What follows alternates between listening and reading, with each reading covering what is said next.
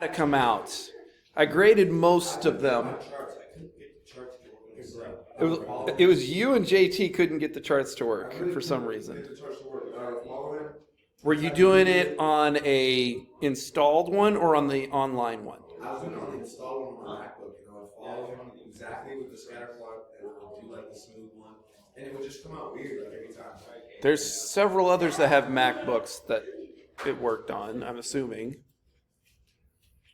I don't remember I didn't actually look at what operating system they did on. Most of you got it. Huh? Did you like my data? Yours was, you got faster at the end. You and there was one other person that got faster. I think it was went faster. Like you two, both of your end splits. Zach didn't you have one that went up one of your splits? So like most people, they accelerate a bunch in the first one, and then they kind of peter themselves down from there, and they don't get a continual acceleration. So the question is, did you, was that because you actually got faster, or was that how you took your data? Because I was always wondering, like, did you do like when the front hip got to the cone? Did you do like when your foot hit the cone? Foot would be the easiest, but maybe that wasn't the most accurate. So maybe I should have put some like poles or something straight up in those cones so that they had a consistent vertical marker. So you could have said like when the shoulder hits or the chest hits, would have made it more accurate. So this is all ways of making your data more accurate and more valid, which you're going to do some sort of biomechanical research at the end of this on your friends or on each other. Let's say somebody last year did one on soccer kicking. I don't remember what the other ones were. But that's just to give you we're just kind of working our way towards that through our experiments here. So like that's what your final research project is you actually do some research on something or on someone biomechanically. So that's why we keep saying in your journals, are you going to continue this research, as in, are you going to try to replicate what you just saw, or are you going to try to move on? Are you going to try to take that and use it for something else? Those are all kind of things that you want to do in this class.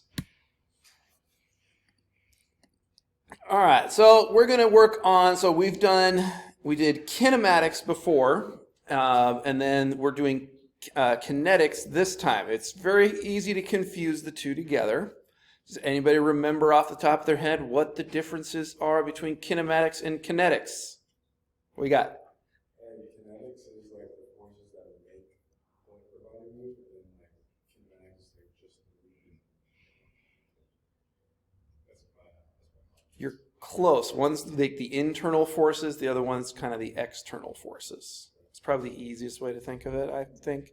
Because today we're going to talk about the external forces more than the internal forces, like how your torques and everything is like the torque that makes your arm move. That would be more of an internal force, and then kinetics would be more external factors, friction. For example, we have a very, very brief part on friction here. We probably should do more on that. But yeah, so kind of the fundamental principles. So this should be a review for some of you if you've taken physics class. It would be really cool to say a prerequisite to this class. I wonder if I could do like a recommended prereq would be physics, because that would make this class make a lot more sense. Because then you'd be taking all those concepts and then using them athletically in some way, shape, or form. So we're going to do the 3 laws of motion. One is inertia, the other one's acceleration, and the other one is action and reaction.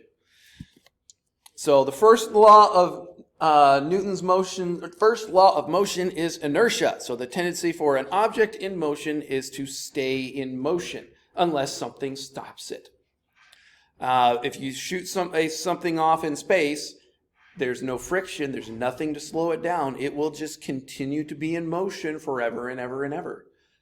They've shot something out towards like Pluto and everything, and it's going to, I don't remember when it was, probably in the 80s or something like that, 80s or 90s. And it's going to leave our solar system, and we probably won't see any more data from it ever again, because it just won't be able to send it back to us. So it like sent its last picture of what the Earth looked like from as far away as it could, and that's like the last picture we got. I don't remember what it is, but when you shoot something off into space, it's just going to keep on going. Also, like if you try to, LeBron James, when he goes down the lane, the inertia of that very large man going down the lane, and there's not much is going to stop it. Mostly because nobody wants to stand in front of it. The desire of an object or an athlete to continue doing whatever it is doing, like LeBron going down the lane. If an object is motionless, i.e. you right now, you will stay motionless. So unless something moves your arm, or if you have a lot of nervous energy, like with an ADHD type person, and your leg is bouncing. There's nothing wrong with that. I tell Ethan almost every week that he is me in college. He's the ADHD, too much energy, forgets things I walked into my house 3 times when I forgot something today. I forgot my power cord this morning, so I had to go back in and get the power. I had to go back in and get the computer. Then I wanted coffee. Usually I forget my sunglasses or my wallet or my keys. I have a song. This is totally an ADHD tangent here. Sunglasses, wallet, keys, and phone. I sing that before I go out the door every day so I don't forget one of them. All right, so for an object to keep moving, it has to have something affect it. So which do you think is going to be harder to move? A shot put or a tennis ball? Why? Gravity? Close. What specifically is in it that's going to make it do that? The weight, or in physics terms, the mass. The mass is what makes that. Oh, I was going to make you tell the person next to you. Darn, I should have made you think a little bit. All right, so does anybody watch Deadliest Catch? I know it's probably an old man show. When I had my first ankle surgery, I watched Deadliest Catch, and through chemo surgery, I watched all 18 seasons of Deadliest Catch. It was just entertaining. So, I mean, I only did it when I was really laid up doing nothing, but my mother-in-law made so much fun of me watching that show. Because she's like, oh, look, they caught more crab. Where have we seen this before? I'm like, thanks. So on there, they usually have these very large boats. And it's always a scary thing when they lose power, especially at night, because they can't see anything, and you're in the middle of an ocean that's going like this. So what happens when a boat loses power? Does it stop? Nope. Well, a couple days ago, like a week ago, a boat lost power in the Baltimore Bay. So we're going to look at what happens when a boat is in motion. On the left is marine traffic. On the right is the live feed that we have from the Port of Baltimore. Okay, I tried to sync this up the best I could. The videos are not running at exactly the same moment. But this is the moment that we see Dolly lose power. She goes dark in the video. Up here, she is without power at this time. You see the vessel is progressing right here at about 8.5 knots. And she's heading for the Key Bridge at this moment. And again, one of the things that we're not sure about here is what is causing the power outage on the vessel. Is it mechanical? Is it computer? Is it fuel? We just don't know. The ship goes completely dark. And let me be clear, the worst feeling ever on a ship is to lose power. Everything gets quiet. Silence is the enemy of a ship. That means everything has gone wrong. So here we see the vessel coming out. It just come from the Secret terminal, which you can see right behind it. Secret. She was actually up on this berth right over here where the cranes are, just underneath the center part of the bridge. And she's coming down. So she's still progressing down. She's doing about 8.5 knots at this point. And she is coming down the channel. Now, I got this playing in basically real time. We're going to go ahead and speed it up here in a minute, but I want to get to the point where she will get her power back on. And as she progresses, we'll see the lights come back on with the vessel. At this moment, there's a big question about whether or not the ship has rudder control. This is the key thing. If the ship does not have rudder control, then the ship is careening out of control. There's nothing you can do. The ship would have an anchor ready to drop. You would have a crew up on the bow, but the question is their crew still there? Are they standing by? They should be in place until they get out past the bridge and the channel. There is a bay pilot on board advising the ship's master.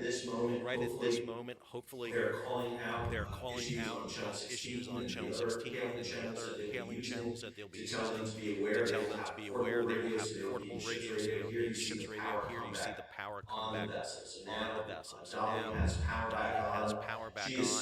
She is starting to drift. If you look at the traffic here, she is starting to drift toward the south side of the channel at this point. So she's beginning. So the white part here is actually a dugout channel in the bay.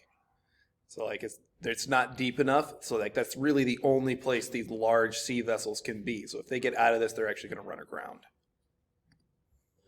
That is about 100,000 tons. So a substantial size vessel that will have a lot of momentum on her. And if they had lost power, then the rudder would not be answering. So wherever that rudder was, even if the rudder was dead center, it's not providing any maneuverability because you have torque from the propeller. The propellers don't want to twist. Here we go. More terms. Momentum, torque. Belching out of the ship. Here's the smoke coming out. Here's the smoke coming out. What we tend to think is this is the ship starting to back down. They will try to get way off the ship. And that's going to be an indication we're going to see here if the ship begins to slow down. Running now, it's a little bit off sync. It's just not quite timed in exactly. We're lagging behind on the video.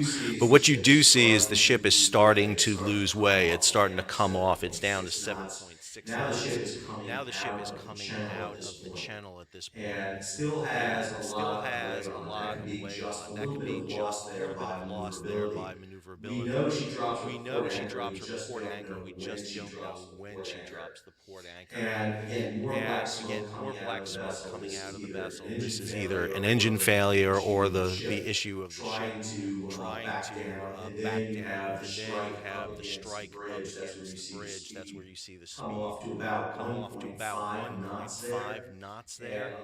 And on the video, you will see the ship. There'll be a big splash in front of the vessel as it hits that piling, and you will see the collapse of the pier.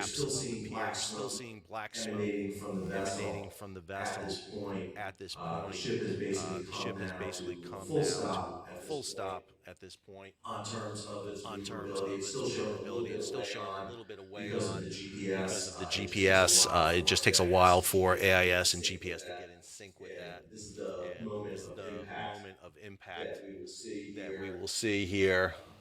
About 1:28 in the morning Eastern Standard Time, 4-hour difference between UTC. See a big splash there as the pylons hit, and then you have the bridge collapse. So that gives you play-by-play there on marine traffic. So, an object in motion tends to stay in motion. The larger the mass, the more of a missile it creates, pretty much. Yeah. So there's a little more realistic thing there. That was from like 3 weeks ago. So it was on the 26th, I think it said. I don't know if they've actually cleared that channel yet. Like there's still probably boats trapped in that channel. I watched a few other videos of them trying to get it out. And they're like, yeah, you have all this metal that's like half buried in muck. And every one that you pull out, you don't know if it's going to stay there or if it's going to be like a spring. Because as it bent down, it went like that. And if they move something, like something below, it's going to go and like take you out. So they have to be super careful in getting all that put away. So the amount of mass, generally it's done in most of our research, it's going to be in kilograms. There are places that will measure it in pounds. Your weight room over there, everything's in pounds. The mass of each one of those dumbbells or weights is in pounds. There is kilograms on there too. So density is generally mass times volume. Size doesn't necessarily dictate how much inertia it has. So like a volleyball compared to looks like a track and field, was that shot put? So between those two, there's going to be a difference in inertia between those two because the mass is different. There's a bigger difference in my son's toys that he plays with compared to that big boat. There's a much bigger difference in inertia there. I did find this one, so some people may want to have it for their journals that they might do on Sunday. I didn't get a chance to read the whole thing. I just kind of read the abstract. But they used inertial sensor-based motion tracking. So that's different than a lot of ones will do a GPS kind of thing for player tracking. So like they're actually checking how much inertia each joint has. So to figure out how many steps, how much knee angle, how much power they get each step, for deceleration, acceleration, like super interesting. So if you want an interesting one there, that might be an entertaining one. So the second one is acceleration. So mass simply means that the substance or matter is typically measured, I already said that one. Force is mass times acceleration. So that's usually where we get this second one here. So the weight, on the other hand, this is a quantity of the matter plus the influence of gravity. So you were right when you said gravity earlier. I just wanted a little more on the mass or how dense the object was. Okay, tell the person next to you. Apollo Antoine Ono was a speed skater a few years ago. He lost 20 pounds and won more medals. Why was this advantageous to him? You have 4 options there. On your mark, set, go.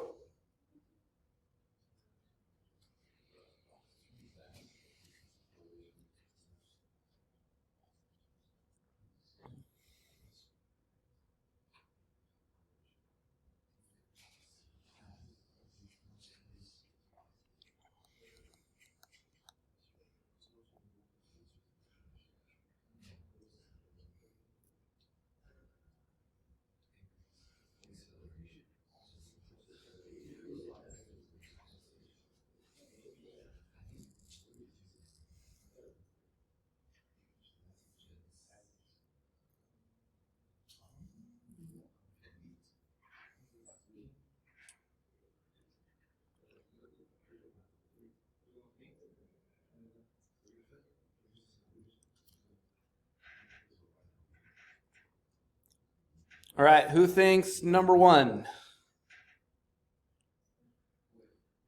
Decreased mass equals decreased force. Who thinks number 2? Who thinks number 3? Who thinks number 4? Well, that is probably the most even question I have ever had in a class. Like I had like 2 people for every one. I will tell you that decreasing muscle mass is probably not going to help them, because if you lose muscle mass, you're probably not going to be able to push as hard. They do go around those corners at about 2 to 3 Gs is what I was reading in this. Yeah, especially short track. Woof. Going as fast as you can. 2 to 3 Gs on that tiny little edge. So decreasing their mass, does that mean decreased force that it takes to move it?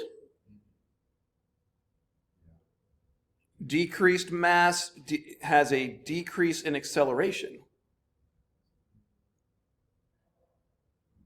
It's actually 2.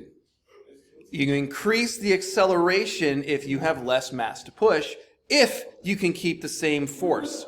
So the hope is that he lost weight from fat, but kept the same amount of muscle mass. So he would have the same amount of muscle recruitment to push for each force. So the amount of force that it took, he would have more acceleration out of the corners. And in short track, it's pretty much all acceleration. Is how you get that. So little physics problem there for you. Other parts to this, force on an object is going to create a velocity. And then that's going to create a change in displacements from one spot to another. So another term that you're going to need to know is impulse. So force is not applied at an instant, but over time. An impulse is it could be a very short time or a very long amount of time. For you guys running, that would be, at least in sports-wise, a very long time.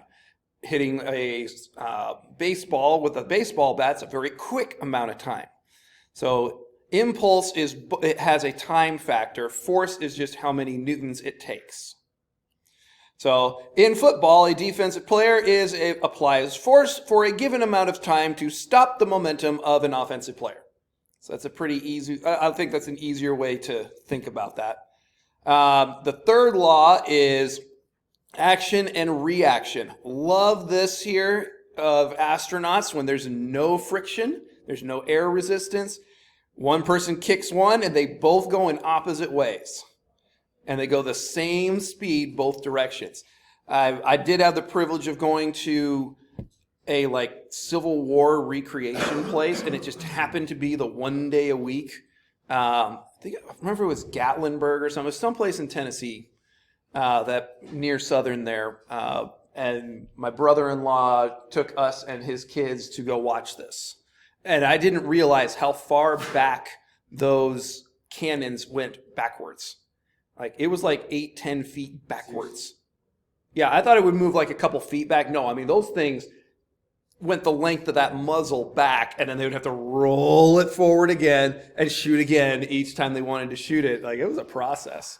So the Earth or an athlete or an object will move in an opposite directions relative to their mass or inertia. That's why it's harder to throw a heavier ball than a lighter one. So throwing a softball has a larger mass, also has more air resistance, so it's going to be harder. So when you look at that on a force plate, you have the action going this way and the reaction going this way when you're pushing off to run. So all those kind of put together, so there's just kind of all in one shot here. So force times mass acceleration, force times mass is mass times velocity would be your impulse and equals your momentum. So the application of impulse in a change of momentum of the body. So impulse in sports, so when a force is applied over a certain amount of time, we say that an athletes have an applied impulse on the object. Combination of force and time depends on the needs and the skill, and that's what we tend to evaluate as a group here. So another question to ask the person next to you. Is the ground, as in when your foot hits the ground when you stop, is that a ground reaction force or an impulse? So an impulse is force over time. Force is, what do you think?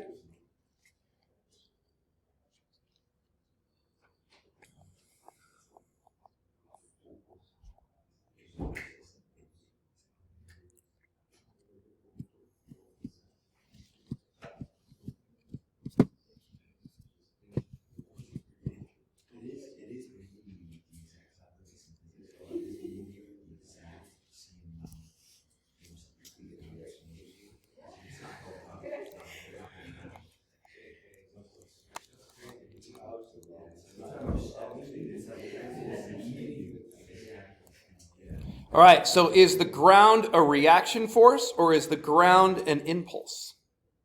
Who thinks it's a reaction force? Who thinks it's an impulse? No one thinks it's an impulse. It's an impulse. Why is it an impulse? Force and time. Your foot is the force, how long it's touching the ground, and to slow you up, that's how long, that's the time factor. Ground isn't clear where it just reacts to you. It's not. It's just meeting you with the exact same amount of resistance. It's the time factor that makes it an impulse. Terms are, the less time your foot has in with the ground, the faster you run, generally speaking, depending on your mass and everything. All right, so here's what that would look like. In a couple of charts here. So here's walking ground forces. So this is when the heel strike hits, and this is, we're going to do a little bit of gait analysis here. So as your heel strike hits the ground, then how much force it hits as you walk over it, and then as you come off the ground. Same concept here. Vertical. This is all on like a vertical force plate. Here would be walking normal. So heel strike, toe off. And then the middle there would be where your holding center. And then here's what it would look like fast compared to slow.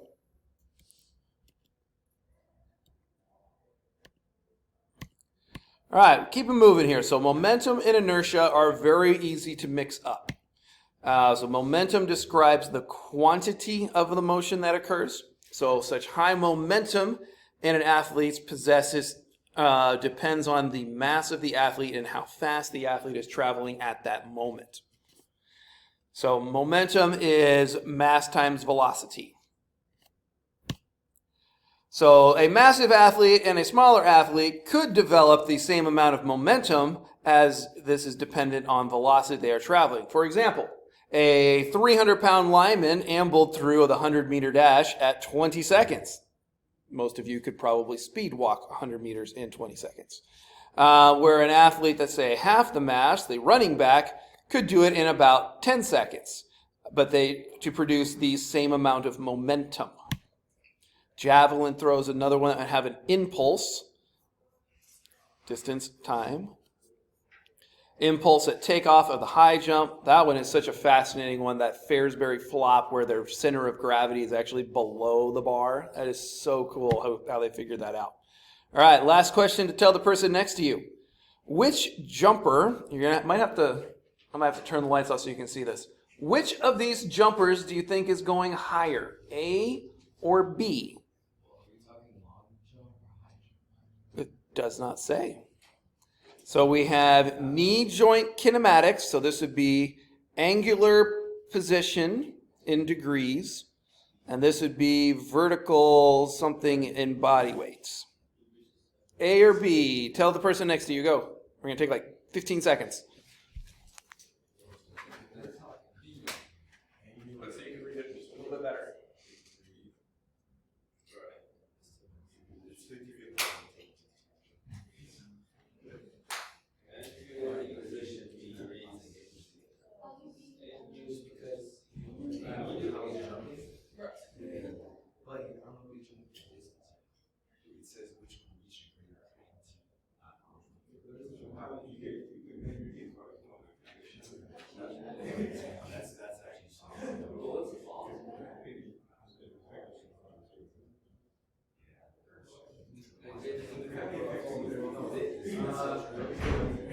All right. How many of you think A? How many of you think B? The answer's A.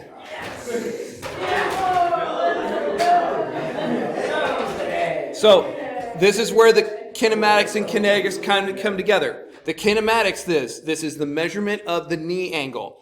There is a larger knee angle on this one, creating a higher amount of force so that the person jumps higher. So this I say, a higher knee joint angle had a bigger impulse equals more momentum equals higher jump point. So there's another one of those, using both at the same time to figure out the problem there.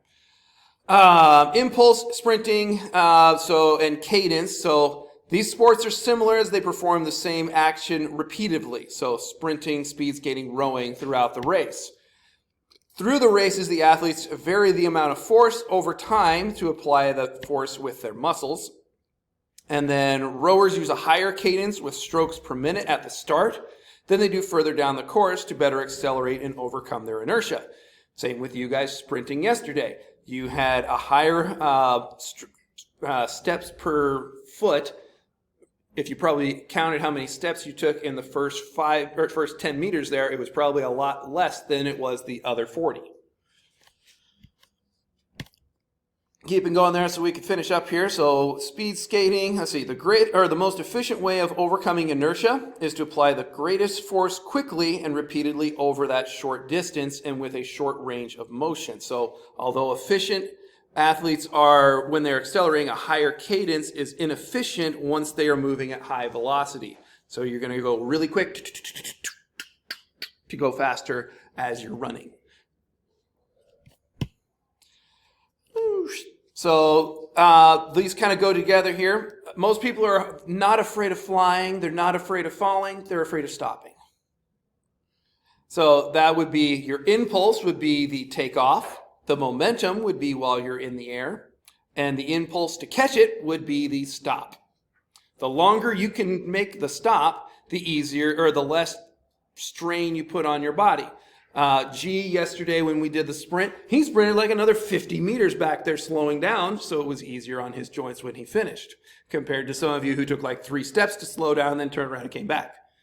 So he was more afraid of the impulse on his joints, so he kept going further and slowed down slower. So that would be the roll. Have anybody tried to catch a baseball without a mitt?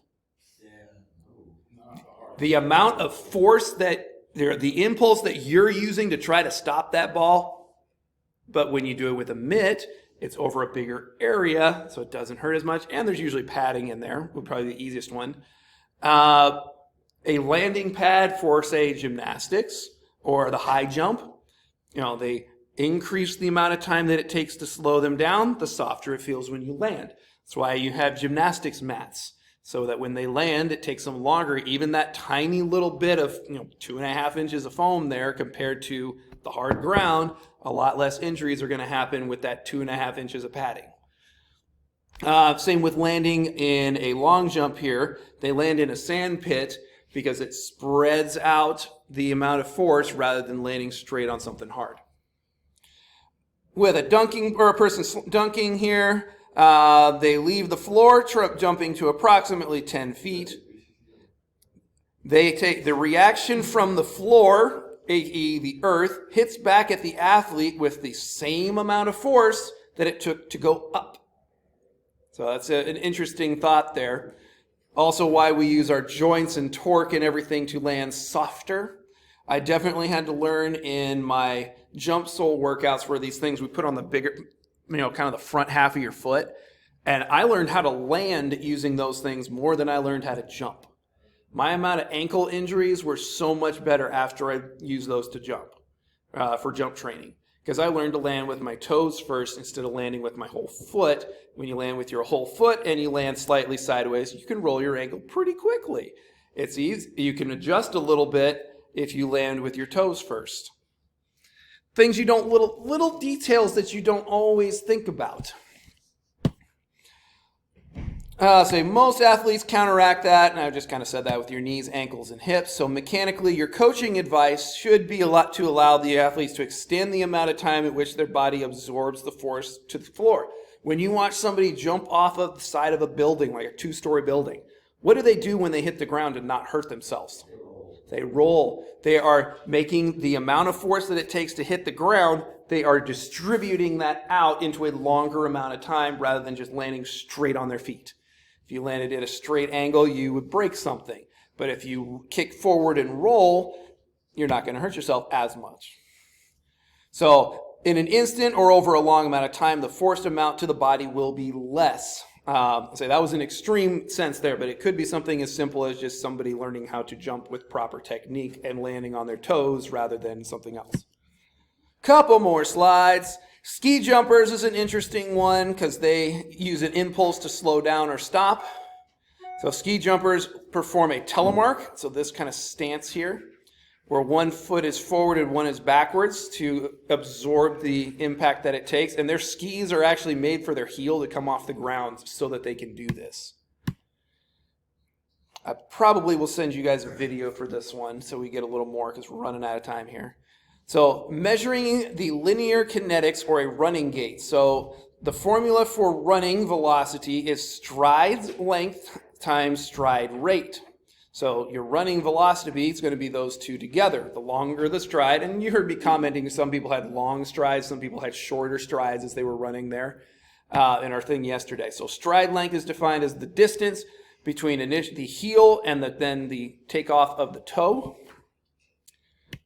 The cadence of the leg swings there. So there's different gaits here. So when you're walking, your stance phase is when one foot is hitting the ground. So the heel contact. The swing phase is when you're swinging. And then stance, swing. Stance, swing.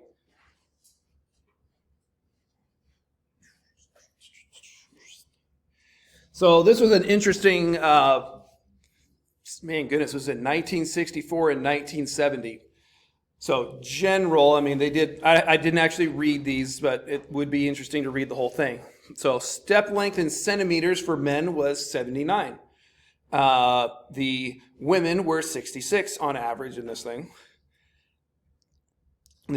Step length, stride length, and then the cadence they made the same. So I'm assuming they used a metronome. And the velocity, with the step length being a little bigger, the stride length being a little bigger, was 1.5 meters per second for men and 1.3 meters for women. So just that slightly bigger foot, slightly bigger stride length made for an average walking speed to be higher. If we had time, we would go over that. Say, I might send you guys that video. Also a very interesting somebody runs. All right, that's all I got. There is an exam tomorrow. It will be in person here. You do need a computer with a webcam, but I'm not using the webcam. I'm just using that to record your screen while you take the exam. Have a great day.